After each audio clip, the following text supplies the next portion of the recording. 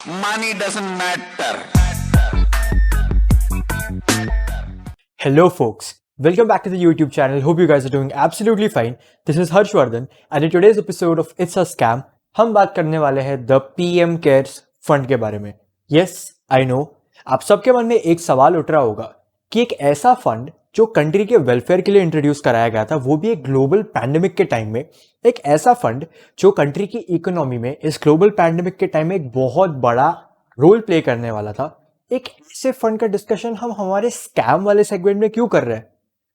तो इसके पीछे of course logics, facts and reasons है, जिसके बारे में हम इस वीडियो में बात करेंगे. So without wasting any further time, let's start.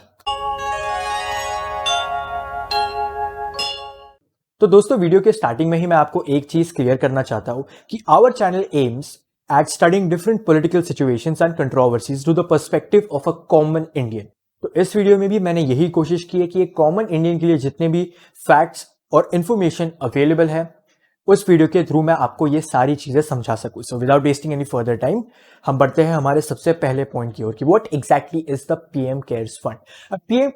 PM CARES fund एक ऐसा फंड है जो 28 मार्च 2020 को प्रधानमंत्री या फिर कहे प्रधान सेवक नरेंद्र मोदी जी के द्वारा डिक्लेयर किया गया था या अनाउंस किया गया था to support the frontline workers and the economy which were struggling against the कोविड-19 पैंडेमिक. तो जैसे ही ये फंड डिक्लेयर हुआ, बड़े बड़े सेलिब्रिटीज, बड़े बड़े इंडस्ट्रियलिस्ट, बड़े बड़े बिजनेसमैन आगे आकर खुलकर डोनेट करने लगे. हर वो कॉमन इंडियन जो डोनेट कर सकता था उसने डोनेट किया. मैंने खुद ने अपने 18th बर्थडे में, क्योंकि बाहर नहीं जा सकते थे, मैंने पीएम केयर्स फंड में डोनेट किया था. तो बहुत लोगों ने बहुत सारे कॉन्ट्रीब्यूशन इसमें किए. ट्विटर पे बहुत सारे सेलिब्रिटीज और स्पोर्ट्स पर्सनालिटीज पर प्रेशर डाला गया. तो नेटिजन्स ने तो इस पीरियड में बहुत मजे किया. लेकिन जैसे ही पीएम केयर्स फंड डिक्लेयर हुआ या अनाउंस हुआ, थोड़े ही दिनों में कुछ कंट्रोवर्सीज आगे आने लगी. जैसे कि सबसे पहला सवाल जो बहुत सारे एक्टिविस्ट उठा रहे थे वो ये था कि जब एक PMNRF फंड प्राइम मिनिस्टर के नाम पर एग्जिस्ट करता था, तो एक और फंड पीएम केयर्स फंड क्यों इंट्रोड्यूस कराया गया था. For those of you don't know, PMNRF एक ऐसा फंड है जो 1948 में बनाया गया था for those migrants who were migrating from Pakistan to India. Pandit Jawaharlal Nehru ने ये फंड बनाया था टू हेल्प दोज माइग्रेंट्स. और क्योंकि वो बहुत सक्सेसफुल था उस समय, तो उस टाइम से लेके अब तक PMNRF चल रहा है. तो लोगों का ये सवाल था कि ऑलरेडी जब एक इतना बड़ा फंड, इतना पुराना फंड, इतना वेल ऑर्गेनाइज्ड सिस्टम एग्जिस्ट करता है, तो एक नए सिस्टम को, एक नए फंड को इंट्रोड्यूस कराने की क्या जरूरत थी. तो ये बहुत सारे सवाल लोग उठा रहे थे. अब इसमें लोग पोलराइज हो गए, बहुत अलग अलग ओपिनियंस आने लगे. लेकिन अगर आप मेरा ओपिनियन पूछेंगे तो आई थिंक कि पीएम केयर्स फंड को इंट्रोड्यूस कराना एक अच्छा मूव था. बिकॉज कोविड-19 की सिचुएशन थी, सब लोग बहुत डरे हुए थे, सब लोगों को किसी ना किसी तरीके से देश के लिए कुछ करना था. और उसी में एडवर्टाइजमेंट में तो बीजेपी कभी पीछे हटती है नहीं, हमारी करंट सरकार. तो वो आगे आए, खुल के पीएम केयर्स फंड का डिक्लेरेशन किया और लोगों ने डोनेट किया, जो कि एक सही मूव था. लेकिन कंट्रोवर्सी ने एक अलग मोड़ तब लिया जब लोगों को पता चला कि पीएम केयर्स फंड की कोर कमिटी में कौन कौन है. अगर हम PMNRF की बात करें तो PMNRF में प्राइम मिनिस्टर खुद होते हैं, कुछ इंडस्ट्रियलिस्ट होते हैं, कुछ बिजनेसमैन होते हैं और कुछ ऑफिशियल्स होते हैं. लेकिन अगर हम पीएम केयर्स फंड की बात करें तो पीएम केयर्स फंड में सब अपने टीम वाले हैं. अपनी निर्मला दीदी, राजनाथ अंकल, अपने प्रधान सेवक मोदी जी, और सब अपने ही है. तो लोगों को ये सवाल आने लगा कि क्या पीएम केयर्स फंड ट्रांसपेरेंट है, क्या ये पब्लिक डोमेन के लिए एक्सेसिबल है. अगर ये एक PSU है तो क्या आम आदमी इसे एक्सेस कर सकता है. तो इसके बारे में हम अभी बात करते हैं कि the transparency of PM CARES fund, is it really transparent. Does a common man of India have the right and the power to know what exactly is happening in the PM CARES fund. तो बहुत सारे activist ने RTI file करी, बहुत सारे discussions होने लगे, RTIs पे RTIs आगे जाती गई, लेकिन किसी भी RTI का जवाब नहीं आया. सारी RTIs को रिजेक्ट करा गया और PMO के द्वारा, मोस्टली RTI सारी की सारी PMO के द्वारा ही रिजेक्ट करी गई थी. और उनका रीजन ये था कि हम पीएम केयर्स फंड में चलने वाली एक्टिविटीज को कॉमन इंडियंस को नहीं दिखा सकते. अब कुछ ऐसी चीज़ें हैं जो इस चीज़ को बहुत ज़्यादा थरली अपोज करती है, जैसे कि गवर्नमेंट के कुछ moves. After the declaration of this covid care fund, the PM CARES fund, हमारे प्रधानमंत्री ने एक इंडियन मिशंस के साथ अराउंड द वर्ल्ड, जितने भी इंडियन मिशंस हैं उन सबके साथ एक प्रेस कॉन्फ्रेंस ली थी या फिर एक मीटिंग ली थी, और उस मीटिंग में उन्होंने ये कहा था कि आप जितना हो सके अपनी एम्बेसीज के थ्रू जितना हो सके उतना डोनेशन इस पीएम केयर्स फंड में ले लीजिए। तो हमारे एक आरटीआई एक्टिविस्ट ने सिंगापुर की इंडियन एम्बेसी में एक आरटीआई फाइल करी कि क्या हम पीएम केयर्स फंड में जो चल रहा है उसे एक्सेस कर सकते हैं कि नहीं। तो एम्बेसी ने ये रिप्लाई दिया कि सिंगापुर के रूल्स के हिसाब से तो अगर किसी बाहर की कंट्री को अंदर आकर अपना एक फंड चलाना है तो उसे चैरिटेबल ट्रस्ट की तरह ट्रीट करा जाएगा, तो फॉर दैट रीज़न हम आपको ये एक्सेस नहीं दे सकते।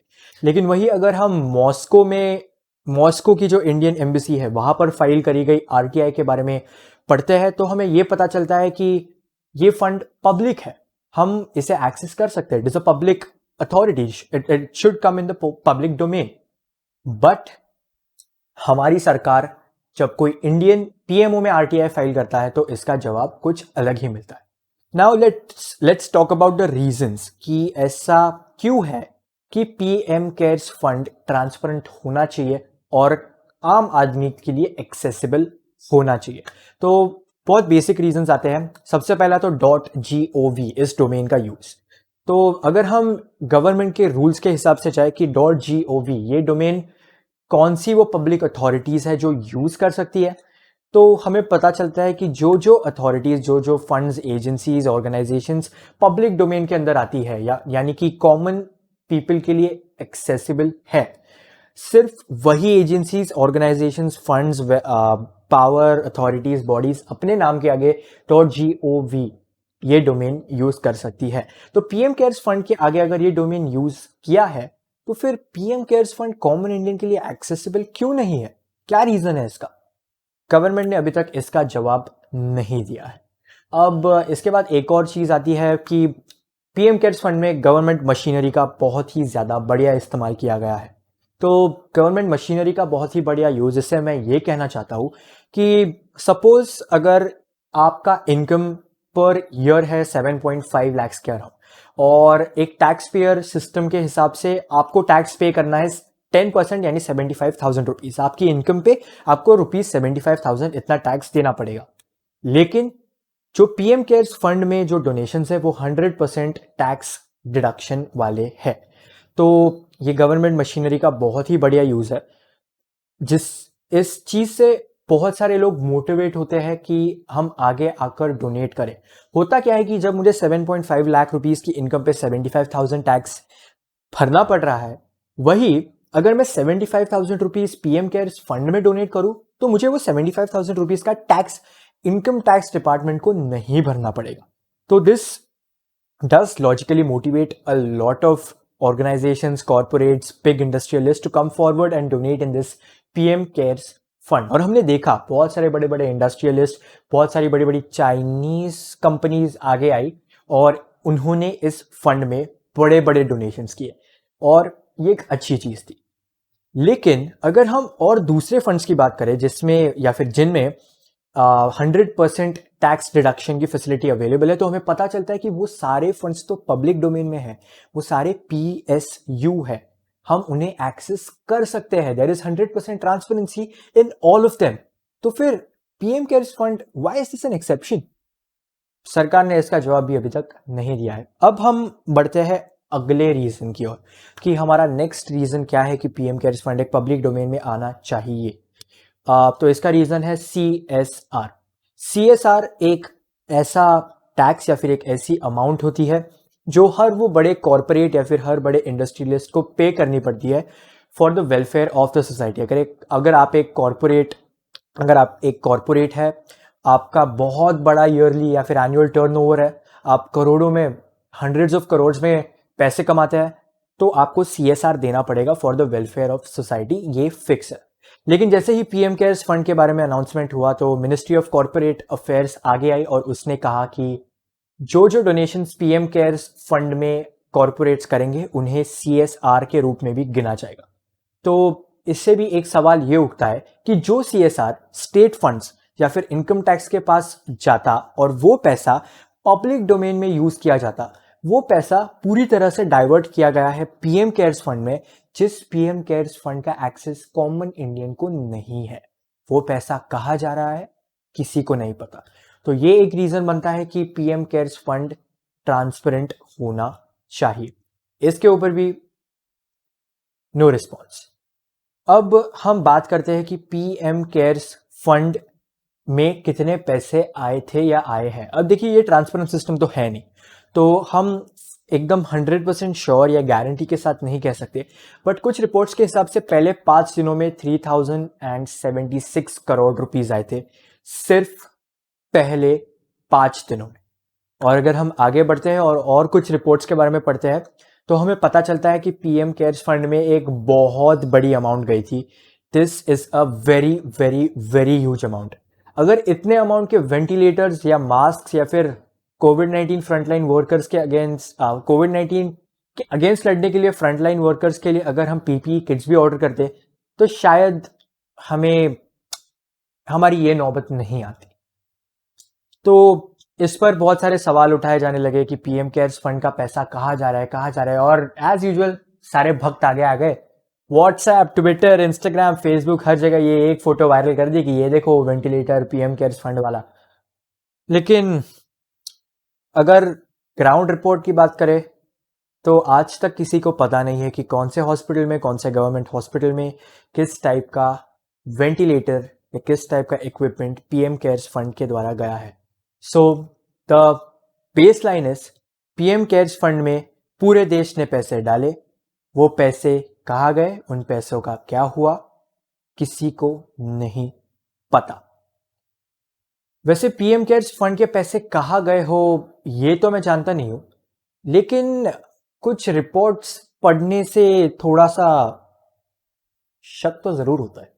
मैं जवाबदेह हूं, आई एम अकाउंटेबल, और इस देश की जनता को मेरे पल पल का हिसाब मांगने का अधिकार है, मेरी हर सोच का जवाब मांगने का अधिकार है। Well, thank you guys for watching this video for so long. अगर मैं इस वीडियो में थोड़ा सा फास्ट गया हूँ तो आई एम वेरी सॉरी। मैंने लास्ट वीडियो के कुछ फीडबैक्स मुझे मिले जिसके हिसाब से I should be a bit faster, मैं वही ट्राई कर रहा था। अगर आपको कुछ भी बुरा लगे तो प्लीज़ कमेंट में बताइए। अगर आपके पास और कोई फैक्ट और इन्फॉर्मेशन है जो आप शेयर करना चाहते हैं, please feel free to do so in the comment section. और वीडियो अच्छी लगी तो लाइक कीजिए, बुरी लगी तो डिसलाइक कीजिए। कमेंट में बताइए डिसलाइक क्यों किया, शेयर कीजिए, चैनल को सब्सक्राइब कीजिए। And with that said, adios amigos, bye bye.